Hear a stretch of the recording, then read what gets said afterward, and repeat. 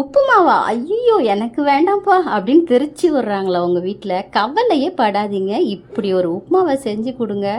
எல்லாருமே வேணும் வேணும்னு விருப்பப்பட்டு சாப்பிடுவாங்கங்க. அவ்வளோ அருமையாக இருக்கும் இந்த உப்புமா. முதல்ல ஸ்டவ் ஆன் பண்ணிவிட்டு கடாயில் கொஞ்சமாக எண்ணெய் ஊற்றிக்கோங்க.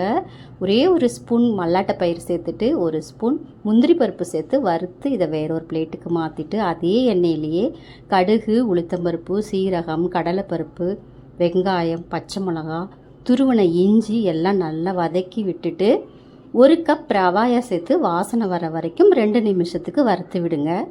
இதில் 1/4 டீஸ்பூன் மஞ்சத்தூள் சேர்த்துடுங்க.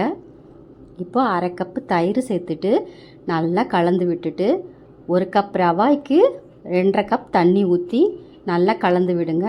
இதில் தக்காளி, கருவேப்பிலை, கொத்தமல்லி, பெருங்காயம் சேர்த்துட்டு வறுத்துருக்கிற ரவாயில் சேர்த்து நல்லா கலக்கி விடுங்க. 2 நிமிஷத்துக்கு கைவிடாமல் கலந்திங்கன்னா சுவையான உப்புமா ரெடி. இப்படி செஞ்சு கொடுங்க, யாரும் வேண்டான்னு சொல்லவே மாட்டாங்க. அப்படியே நம்ம சேனலை சப்ஸ்கிரைப் பண்ணிவிடுங்க.